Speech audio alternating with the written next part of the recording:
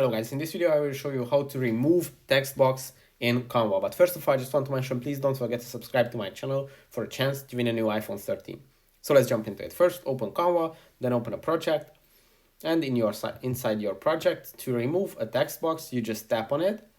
And on the top of the screen, on the toolbar, you will see this little trash icon. And by tapping on it, it's going to delete your text box.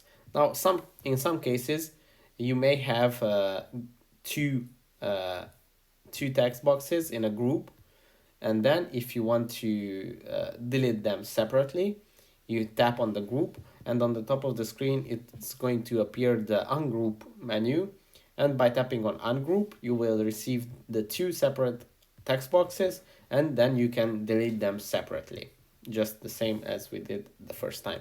That's it for this video. I hope it was helpful for you. If it was, please consider subscribing, and see you in the next one.